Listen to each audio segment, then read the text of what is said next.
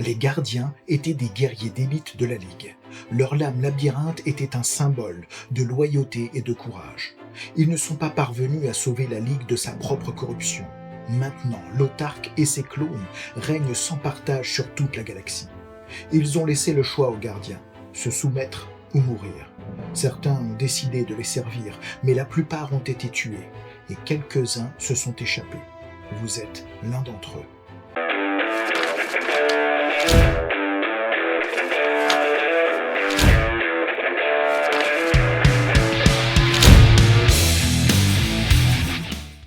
Bienvenue à la table des coups cryptiques. Dans cette capsule, nous allons nous intéresser au dernier bébé de Alexandre Kobayashi, auteur de jeux de rôle français bien connu de la scène indé, auteur notamment de 10 000, jeu de rôle teinté antique fantastique, ou bien encore de Tranchon Tracon, jeu de rôle qui quant à lui vient lorgner plutôt du côté des classiques du médiéval fantastique, de Fléau, dont vous trouverez la critique sur cette chaîne, qui lui se situe plutôt dans un univers médiéval renaissance, dirons-nous, et enfin, son plus haut fait d'armes, selon moi, le Black Sword Hack Dark Fantasy qui vient revisiter quelque part l'univers de Moorcock. Kobayashi nous revient avec un jeu de rôle dans un univers space opéra très inspiré de l'univers de Star Wars, un jeu de rôle du nom de Fallen Blades and the Stars, que vous trouverez actuellement en financement participatif sur Kickstarter. Si vous êtes intéressé, vous aurez les liens en description. Et si vous allez sur la page du Kickstarter, eh bien vous aurez la surprise de constater que vous pourrez vous procurer ce jeu de rôle moyennant la somme de 9 €. Eh oui, vous avez bien entendu les amis, 9 € pour se procurer ce jeu de rôle, un jeu de rôle qui va prendre la forme d'un magazine d'une 40aine de pages sous format papier à imprimer soi-même. Alors 40aine de pages, je dirais plus, parce qu'a priori au moment où je vous parle, eh bien un palier a déjà été franchi qui permettra de développer une extension.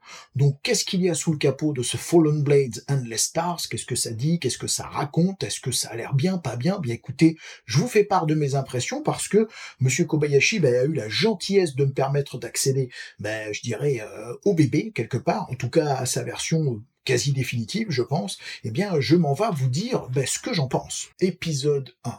Les lames déchues reviennent. Est-ce à dire qu'il y aura un épisode 2, un épisode 3? Écoutez, on verra bien. Alors, c'est quoi le topo? Simple. Imaginez une ligue de monde pacifique qui sombre dans la corruption. Heureusement, un politicien ambitieux, vertueux parvient à rétablir l'ordre. Il fonde l'Empire, et il s'arroge lui-même le titre d'autarque. Et pour régner sur les secteurs lointains, comme il ne fait pas confiance à grand monde, eh bien, il nomme ses propres clones. Rapide état des lieux des forces en présence, on a donc un empire qui règne sans partage, avec à sa tête un autarque, même si dans notre univers on va retrouver des centaines, des milliers de races extraterrestres, l'Empire, lui, n'est dirigé dans son administration, dans son armée, que par des humains. La technologie a fait des progrès considérables, à tel point qu'il existe des robots doués de sentiments, pour autant ils n'ont pas de droits particuliers. La médecine aussi a fait des progrès considérables, on peut tout soigner, pour qui a les moyens par contre, ça c'est une autre histoire. Et sur les mondes centraux de l'Empire, eh bien les armes sont interdites. Outre l'administration et l'armée au service de cet empire, on a une police secrète qui a la réputation d'être assez cruelle, des licteurs qui sont d'anciens gardiens qui eux ont choisi de servir l'autarque. On a aussi comme faction en présence, les corporations dont le but est de réaliser le maximum de profit. Elles ne vont d'ailleurs pas hésiter à rentrer dans des jeux de corruption pour atteindre ces objectifs-là. On a évidemment des partisans, entendez par là des résistants, entendez-moi bien, un syndicat du crime qui d'ailleurs considère que les partisans sont un peu des empêcheurs de tourner en rond, et des gardiens, un gardien dont l'ordre a été dissous, donc ce qu'il en reste quelque part. Alors peut-être reste-t-il d'ailleurs quelques maîtres éparpillés dans la galaxie, rien n'est moins sûr. En tout cas, ce sont des gardiens que vos joueurs vont incarner, des gardiens qui, eux, ont décidé, plutôt que de servir l'Empire, de s'échapper. Voilà, donc agitons tout cela, et voyons un petit peu ce que ça donne. Pour agiter tout cela, Kobayashi, après nous avoir présenté, je dirais, ce setup, de manière efficace, directe, on en reparlera sur la manière dont tout ça est présenté, plus tard dans la vidéo, nous donner les règles pour faire fonctionner tout ça. Les mécaniques de jeu, simples. On est dans la tradition OSR, on est sur du D20 système. On va essentiellement réaliser des jets de sauvegarde. Je jette mon D20 sur un résultat qui est inférieur ou égal à mon habileté, eh bien l'action est réussie, simple, efficace. Et les habiletés, parlons-en, on n'en a pas 50, on en a 3. Force, dextérité, astuce. Pas de compétences, exit. On va fonctionner avec ces 3 habiletés-là. Et pour rajouter de la granulosité, on va pouvoir ajouter une mécanique d'avantages et de désavantages qu'on connaît bien et qui a fait ses preuves, encore une fois. Si je suis avantagé, je jette 2 D20 et je prends le meilleur résultat. Si je suis désavantagé, je jette 2 D20 et c'est le moins bon résultat que je vais retenir. Encore une fois, on va chercher à être dans l'efficacité sans oublier pour autant être dans la dimension jeu, comme vous le voyez. Et pour l'opposition, là, encore une fois, on va être assez direct avec le système de Kobayashi. En dehors, par contre, des situations de confrontation, des situations de combat, de course-poursuite, ou même des situations de duel, où là, on va avoir des règles à part entière.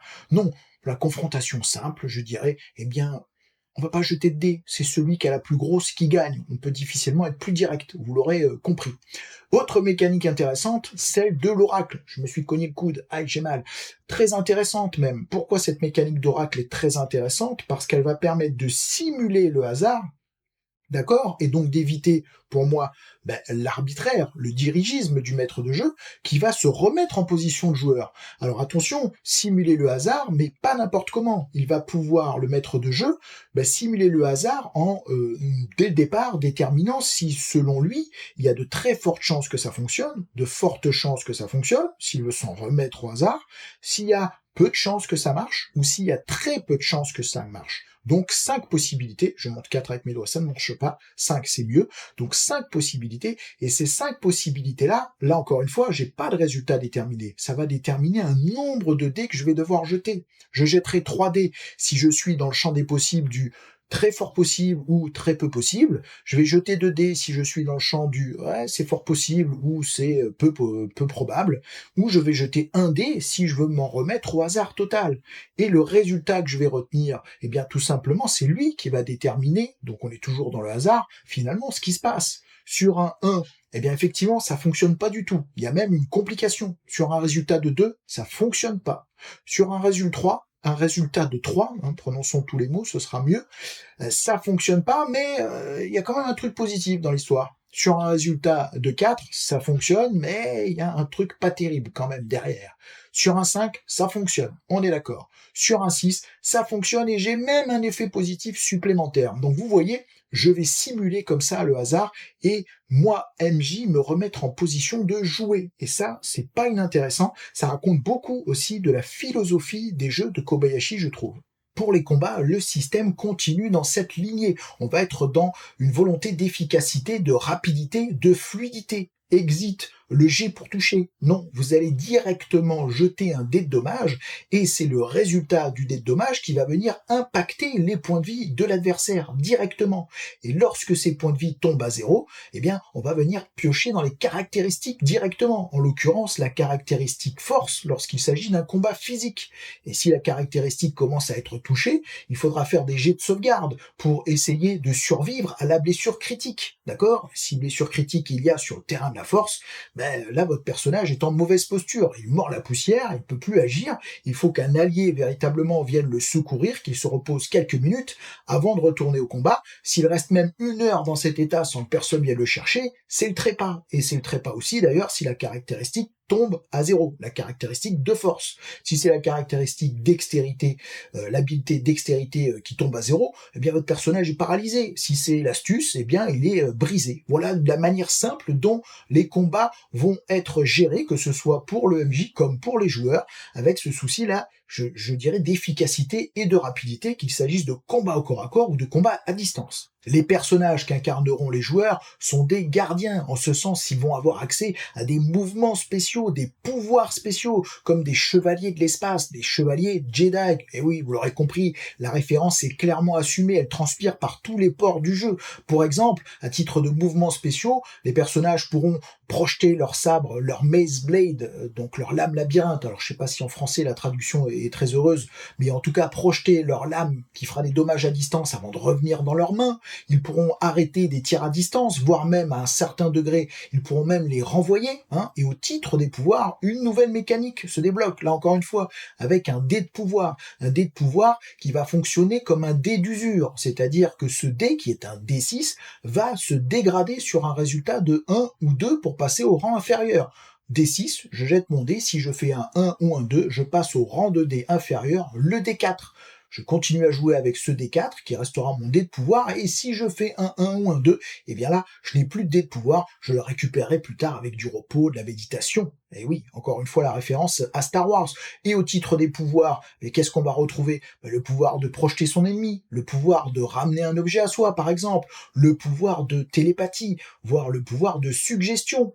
Référence encore une fois à Star Wars, pouvoir après intelligemment encadrer, en quelques mots. Kobayashi vous explique comment vous pouvez utiliser ce pouvoir.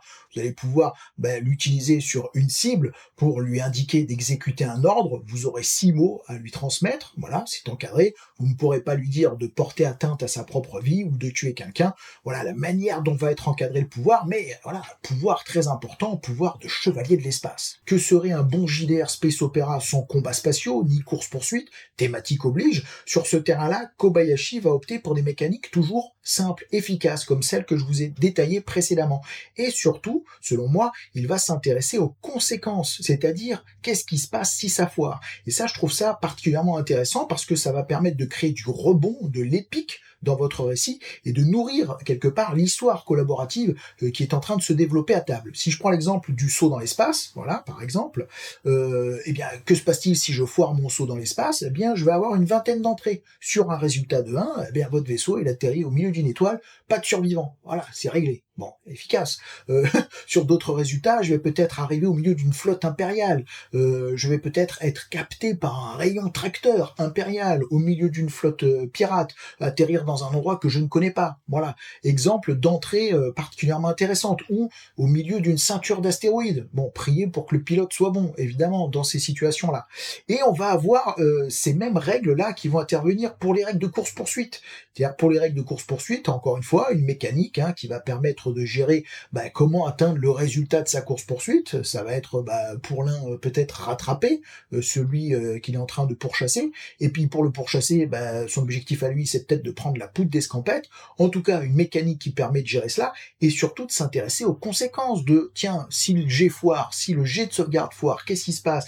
Et bien là encore, plein d'entrées que va détailler Kobayashi, selon qu'on soit dans une course-poursuite volante, qu'on soit dans une course-poursuite au sol, qu'on soit dans un environnement de canyon, dans un environnement de ville, eh bien, je vais avoir des entrées en environnement sauvage, je vais avoir peut-être un éboulement de rochers qui va créer des dommages sur mon véhicule, un bus volant, où je vais arriver à contresens peut-être d'un trafic, de véhicules volants, circulants, enfin tout un tas de choses, voilà, une ruine, un mémorial, aux anciens combattants, l'Empire ne sera pas très content si on détruit ce mémorial. Voilà, donc toutes ces situations-là qui permettent de créer du récit, qui permettent de créer de l'épique, donc je trouve ça très intéressant que la mécanique ne se contente pas de nous dire ça réussit, ça marche pas, c'est échec critique, c'est non, Kobayashi va plus loin que ça finalement, il vous dit voilà le champ des possibles de ce qui peut se passer si ça foire, parce que ce qui est créateur d'histoire finalement, dans un film, dans un bouquin, dans n'importe quel sujet qui développe une histoire, c'est quand ça foire que ça devient intéressant, c'est là que se raconte l'histoire, c'est-à-dire que des personnages qui réussissent tout, finalement ça ne raconte rien, donc c'est dans ces échecs-là, et ce qui se passe, et la manière dont ils vont être surmontés, dans la manière dont ces difficultés vont être surmontées, que va se ressentir, se retrouver le côté épique propre à ce que Kobayashi veut émuler, a raison, puisque, vous l'avez compris, on essaye d'émuler par là aussi, un petit peu, beaucoup même, ce qu'on va retrouver dans les films de Star Wars, dans les films space opéra, avec ce côté épique, ce côté très flamboyant. Évidemment, dans ces 40 pages, des règles pour créer votre gardien, et comme Kobayashi aime à le faire, des tableaux aux multiples entrées, une vingtaine, on a un des 20, autant aller jusqu'au bout de la logique, qui vont permettre, tout simplement, ces tableaux-là, selon les résultats, de déterminer quelle est l'origine du gardien, comment le personnage est devenu gardien. Peut-être a-t-il été vendu par une famille noble, peut-être a-t-il été découvert sur un champ de bataille par un sage, peut-être a-t-il été attrapé en train de faire pickpocket dans la poche d'un gardien. peu importe, vous allez pouvoir choisir là-dedans, tirer au hasard, ou en tout cas vous inspirer pour créer l'origine de votre gardien. Savoir aussi, tiens, qu'est-il arrivé au maître aussi de votre gardien? Ce maître a disparu, peut-être a-t-il été tué alors qu'il essayait de vous protéger, à moins que ce ne soit vous qui l'ayez tué. Vous voyez, toutes les choses intéressantes que vous allez pouvoir explorer. Et puis aussi, un tableau, pareil, une vingtaine d'entrées pour déterminer la couverture de ce gardien. Qu'est-ce qu'il fait pour rester, évidemment, discret aux yeux de l'Empire? Peut-être qu'il est musicien dans un nightclub, peut-être qu'il travaille sur les docks, peut-être qu'il est pilote pour des vaisseaux de tourisme, peu importe. En tout cas, Kobayashi, comme il aime à le faire dans ses ouvrages, va encore là nous proposer des tableaux pour explorer, donner de l'épaisseur, explorer le passé de notre gardien, lui donner de la consistance. Pour se développer, prendre de l'expérience, acquérir de nouveaux dons, vos gardiens vont devoir accomplir un certain nombre de choses. Et Kobayashi les identifie très clairement. Il va s'agir pour eux de découvrir des cristaux de pouvoir qui renferment des connaissances, de rencontrer d'autres gardiens, ou bien encore de défaire des licteurs qui sont leurs ennemis jurés. Ce faisant, ils vont avancer naturellement dans l'ordre, des gardiens, avec un ordre précis que nous détaille Kobayashi, et avec à chaque rang d'ailleurs des préceptes à respecter au stade de novice jusqu'à l'âge de 16 ans, ensuite apprenti, ensuite gardien avec encore des principes particuliers à respecter, maître, se posera d'ailleurs à ce stade peut-être la question de prendre un apprenti, voire plusieurs, voire peut-être de créer une école. Et là encore, une mécanique existe, vous allez le voir. Sage, voilà, encore un rang supérieur, et peut-être vos joueurs l'atteindront-ils, on se le souhaite en tout cas. Voilà, donc tout cela va permettre d'avoir véritablement, je dirais, une carotte un peu, véritablement une ligne de progression pour les joueurs gardiens. Et concernant d'ailleurs la création de l'école, comme je vous ai dit, enfin déjà la prise d'un apprenti, eh bien Kobayashi ne laisse pas ça au hasard, il va proposer une mécanique. Là encore, tout est jeu, ça n'empêche pas que ce soit narratif, mais c'est aussi jeu, c'est-à-dire que la mécanique va permettre de créer de la situation, et de cette situation va naître une histoire que vous allez raconter de manière collaborative. Et comment on va gérer ces situations-là? Eh bien, avec le système de l'oracle que je vous ai cité précédemment, pour déterminer si à l'endroit où se trouve tout simplement votre joueur gardien, eh bien, il a des chances de trouver un apprenti ou pas. Et s'il trouve cet apprenti, eh bien, encore une fois, intéressant que de déterminer peut-être en jetant un D6 quel va être son tempérament. Là, encore une fois, le maître de jeu va jouer et on laisse la place à l'univers, au hasard. Très intéressant. Alors effectivement, peut-être un petit peu peur de l'improvisation que ça peut ouvrir derrière, mais selon moi, c'est plutôt une chance, c'est plutôt une force. On va avoir peut-être un apprenti qui a un tempérament violent, impatient, curieux, clown, voire dédié, un apprenti plutôt dévoué, vous voyez. Donc, voilà, mécanique encore une fois au service de la création d'une situation, et qui nous alerte aussi sur, intéressant que de déterminer aussi le tempérament d'un apprenti, parce que voilà, ça donne une personnalité et ça crée des situations de jeu qui ne sont pas les mêmes derrière.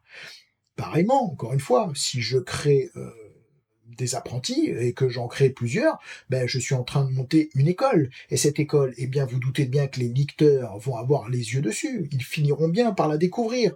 Alors, effectivement, elle sera plus difficile à identifier lorsque vous aurez un apprenti, mais quand vous commencerez à en avoir plusieurs, eh bien, les licteurs, par la mécanique qu'institue Kobayashi, naturellement vont finir par l'identifier. Et puis, s'ils mettent la main sur vos apprentis, que se passe-t-il? Eh bien, là encore, Kobayashi ne vous laisse pas seul. Il y a une mécanique pour gérer cela. Intéressant de savoir si peut-être un de vos apprentis ne se retourne pas contre vous. Et la mécanique le prévoit là aussi. Donc vous voyez, tout est fait pour, au travers de mécaniques, même celle de l'expérience, finalement, créer de la situation, créer du jeu, créer le terreau, si vous voulez, de vos aventures et de vos parties. Vous pourriez vous dire qu'avec tout ce que je viens d'évoquer, on arrive au bout de nos 40 pages. Eh bien, que nenni! Sur une double page va être détaillé l'équipement. On va retrouver les armes de mêlée, on va retrouver les armes à distance, les explosifs, mais aussi les caractéristiques des armes, ce qui va nous permettre d'ailleurs de créer nos propres armes. Si je crée une arme avec la caractéristique brutale, je sais que c'est une arme sur laquelle je peux relancer mes dés de dommages. Si je veux créer une arme avec la caractéristique désarmement, eh bien, si je réussis, si sur mon jet de dommage j'ai un 6+, je peux désarmer mon adversaire. Avec la caractéristique lourde, eh bien, il faut une force de 12 pour la manier. Et mon dé de dommage est désavantagé. Mais bon, après, si c'est un gros dé de dommage, ça peut rester intéressant, vous voyez. Des services aussi vont être détaillés, des robots avec leurs caractéristiques. Voilà, tout ça sur une double page qui permet d'explorer l'équipement. Alors évidemment, on va pas explorer tous les équipements possibles qu'on peut retrouver dans la galaxie, mais je vous dirais quel intérêt finalement. Et pareillement, on va aussi s'intéresser à votre vaisseau, l'équipement du vaisseau.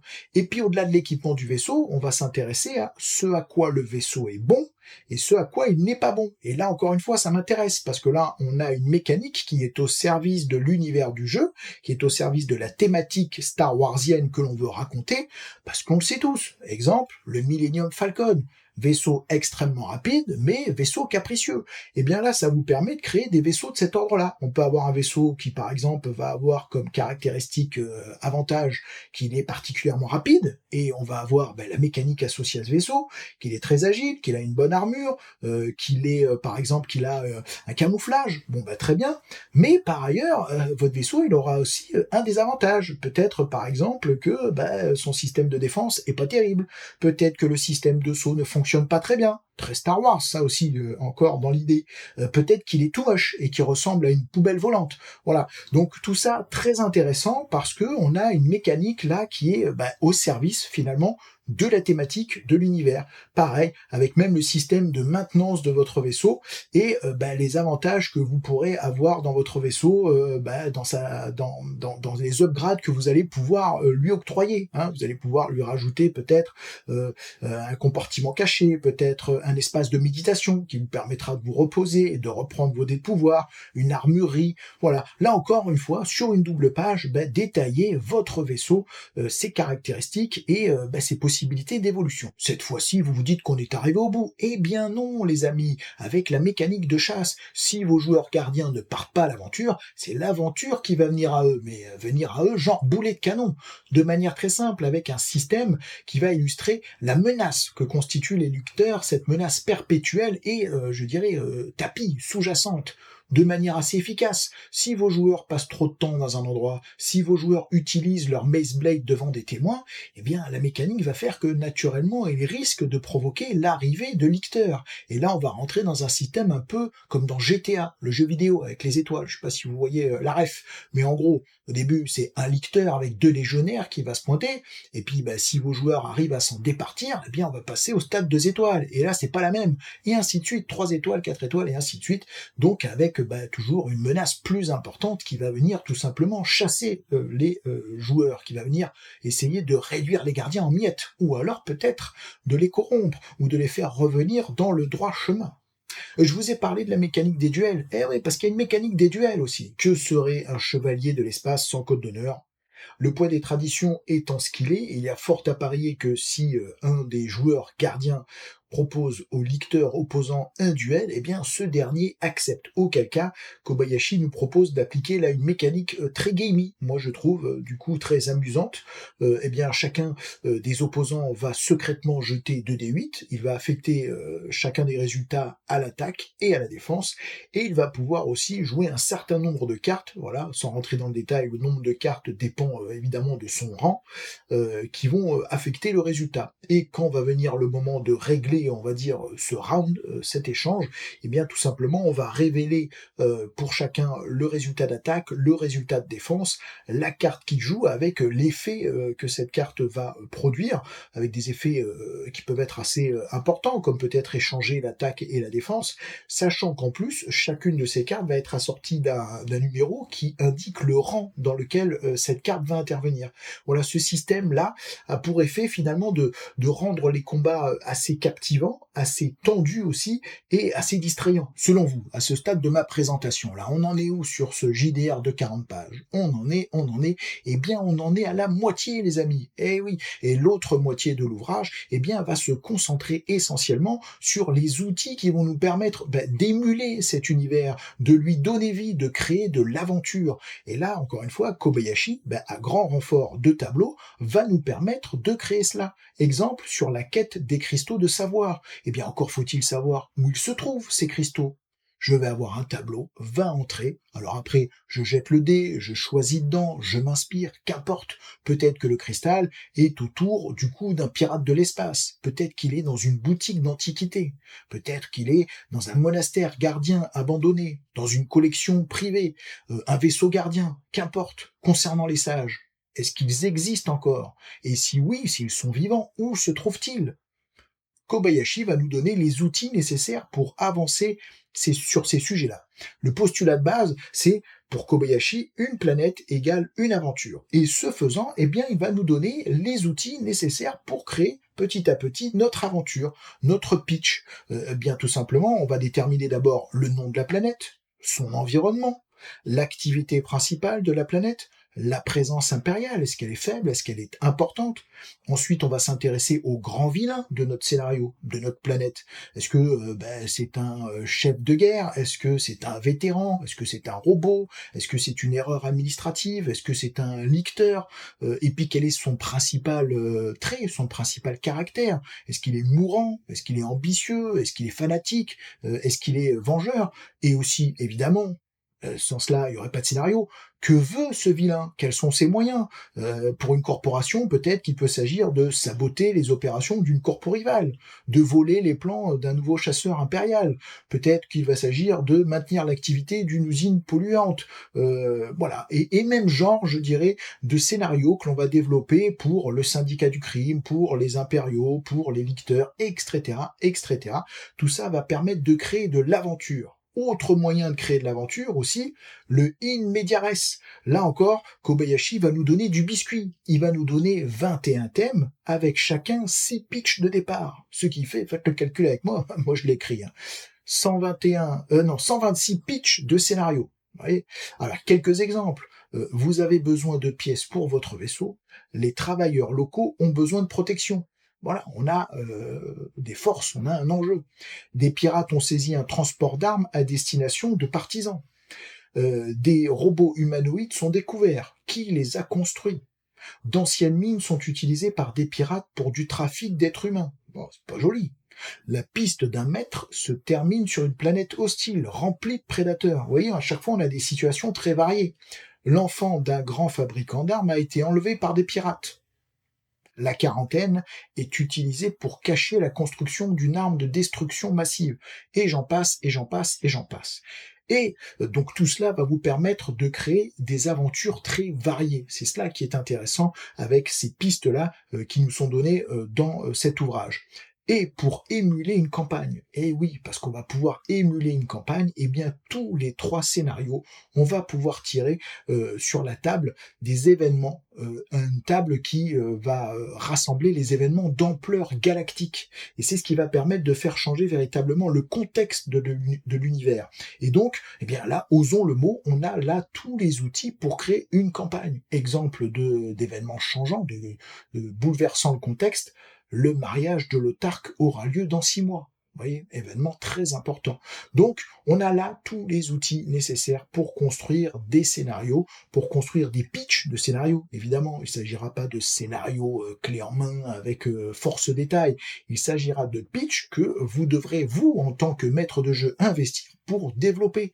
Mais attention, ne pas trop investir non plus, parce que l'histoire doit se raconter à table. C'est aussi ça, la philosophie des jeux Kobayashi. C'est-à-dire que on va pas écrire véritablement les choses, on va plutôt déterminer des situations de départ, et c'est en jouant que l'on va tout simplement savoir ce qui se passe et que l'histoire va se raconter. Et comme si ça ne suffisait pas, alors là je vais passer vite, sinon la vidéo serait trop longue, mais on va retrouver des tables pour créer des PNJ, des caractéristiques aliens, des signes distinctifs, savoir aussi ce dont a besoin ce PNJ, exemple, laver son nom, une aide médicale, se débarrasser d'un rival, devenir célèbre. Bon, vous voyez, autant d'enjeux différents. Aussi une table pour déterminer qu'est-ce que je trouve. Exemple, un papier avec une liste de 5 noms. Intéressant. Une carte d'accès. À quoi elle sert? Un étrange liquide violet dans une pipette. Bon, voilà. autant d'éléments hyper intéressants, aussi d'autres éléments qui vont venir détailler ce qu'on retrouve dans des zones pour étayer vos scènes de combat. Moi je trouve ça hyper intéressant, je suis très partisan de ça, je trouve que il est très important que les joueurs s'emparent de l'environnement, voire qu'ils soient force de proposition dans un environnement pour qu'on puisse avoir des combats interactifs qui sont inscrits dans un environnement. Et bien là on a une table qui va déterminer pour chaque zone eh bien ce qu'on va pouvoir retrouver dans une ville, dans un spatioport, dans une usine, dans la nature sauvage, avec quel élément je vais pouvoir interagir, peut-être des bagages, peut-être un barbelé électrifié, une poche de gaz, un prédateur, juste une table, des chaises, déjà ça ajoute la pluie, un tapis, bref, tout cela va vous permettre de créer en plus des scènes de combat un peu plus interactives, aussi des caractères de vaisseau, des règles pour faire du JDR solo, bref, n'en jetez plus. Kobayashi a réussi, selon moi, là encore, l'exploit qu'il avait déjà fait dans le Black Sword Hack, c'est-à-dire sur un format réduit, et on est là sur 40 pages, donc c'est même encore un peu plus fort que ce que fait le Black Sword Hack, à nous proposer un jeu de rôle qui tient grave la route, un vrai jeu de rôle. Qu'est-ce que je pense de ce jeu de rôle 9 euros déjà, 9 euros. Et au-delà du prix, sincèrement, je trouve que les propositions de Kobayashi, elles visent hyper juste. C'est pour moi une philosophie du jeu de rôle qui me plaît particulièrement. Kobayashi vous donne les outils pour créer des situations, pas de la narration. Alors la subtilité, elle est hyper importante pour moi. C'est-à-dire que vous avez beaucoup de jeux de rôle qui commencent à vous raconter une histoire, même qui, entre guillemets, c'est un peu lourd, mais je grossis le trait volontairement, vont vous assommer un peu avec beaucoup de littérature, beaucoup d'histoire, mais l'histoire, elle se raconte à table. L'histoire, elle n'est pas là pour être lue. On doit vous donner les outils pour raconter votre histoire. Et c'est ce que Kobayashi fait, c'est-à-dire qu'il ne prend pas la place du conteur. Il lui donne les éléments pour devenir conteur. Vous voyez la subtilité entre créer des situations ou créer de la narration. Et je trouve que Kobayashi a cette intelligence-là de créer des ouvrages qui sont au bon endroit. Et en plus, c'est hyper ramassé. On va à l'essentiel. C'est-à-dire qu'on va pas se noyer sous des textes qui, de toute façon, ne sont pas utilisables en partie. Hein. Vous n'allez pas lire un passage. Vous avez besoin de vous approprier quelque chose pour le restituer. D'accord? Donc la forme littéraire, finalement, elle vous est pas trop utile. Et c'est ce que Kobayashi comprend. Ça veut pas dire qu'on oublie pour autant de raconter quelque chose d'important, de raconter quelque chose qui est de l'allure. Loin s'en faut. On vous donne les outils pour le faire, hein, plutôt que de vous raconter la Lune et les Martiens, quoi. Vous voyez? Donc c'est ce que j'apprécie, moi, particulièrement dans les œuvres de Kobayashi, c'est que vous avez la matière. Et il vous met, vous, MJ, au bon endroit. Mais quand je dis il vous remet à votre place, c'est au sens vertueux du terme.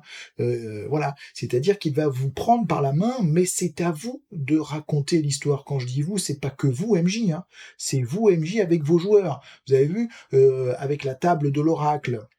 Enfin la mécanique de l'oracle plutôt, et les tables que met en place Kobayashi, il vous invite, vous aussi en tant que MJ, je dis ça parce que c'est la plupart du temps c'est les MJ qui vont regarder la vidéo, des meneurs et des meneuses, il vous invite à vous mettre en place de joueurs. Il y a bien des choses qui se déterminent avec l'aléa. Tiens, qu'est-ce qui se passe dans cette situation-là? Je vais pas le déterminer, moi, MJ. Jetons les dés pour savoir dans quelle situation on va se retrouver, et à partir de cette situation, ensemble, racontons. Vous voyez, je trouve ça particulièrement intéressant dans la manière dont c'est abordé. Et concernant la mise en page, pour moi, c'est hyper réfléchi. C'est-à-dire qu'on n'a pas de saut de page à la con. Hein. C'est-à-dire qu'à chaque fois, on a une page, une thématique, ou alors une double page, une thématique. C'est une leçon de mise en page, quoi. Ça doit, à mon avis, d'ailleurs, être un casse-tête pour faire rentrer tout cela, et que ça reste lisible. Hein. C'est-à-dire qu'on va pas non plus faire rentrer au forceps les éléments avec une petite police d'écriture. Non, pas du tout, pas du tout. Tout ça reste lisible, reste très clair, très bien expliqué, c'est-à-dire que le poids des mots est justement mesuré par Kobayashi. Hein. Quand je dis le poids des mots, c'est-à-dire que on va utiliser les mots dont on a besoin, la phrase dont on a besoin pour passer son idée, et on passe à autre chose, quoi. Hein. On n'alourdit pas du tout son propos. Voilà. Bon, bref, donc j'en pense que du bien. d'accord? Donc effectivement, qu'est-ce que j'avais noté d'autre? Voilà, un livre de JDR, c'est un moyen, voilà, pour moi. Donc c'est ce que j'y vois là, donc c'est le moyen de créer de l'aventure. Alors ça ne l'empêche pas de pouvoir être une pièce d'art. Alors oui, on pourrait reprocher que la forme est assez simple, qu'il n'y a pas 1 million de dessins à l'intérieur. OK, il y a des JDR qui le font très bien. On pourrait passer sur des propositions, qui joindraient en plus à cela, je dirais, du graphisme, de la mise en page, un truc qui claque, un truc à la Morgborg, voilà, qui vient vous saisir aussi au niveau de la forme. OK, pourquoi pas. 9 €. OK, voilà. 9 € un PDF, quoi. Vous l'imprimez, vous avez de quoi jouer, quoi. Donc, ben voilà, je regarde si j'ai rien oublié de vous passer, hein, de ce que j'avais noté. Voilà, donc c'est ce que je disais en conclusion, hein, le JDR, voilà, il n'est pas là pour vous raconter une histoire, Kobayashi, il est là pour vous donner les moyens de raconter la vôtre. Et c'est une philosophie qui me plaît beaucoup.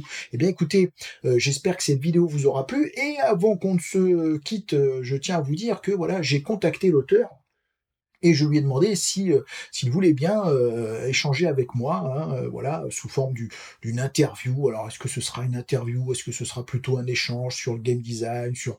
On verra bien. En tout cas, moi, ça m'intéressait de pouvoir échanger avec lui par rapport à la manière qu'il a de créer du jeu de rôle. Donc, vous allez retrouver ça aussi bientôt sur la chaîne, peut-être même en vidéo suivante de celle-ci.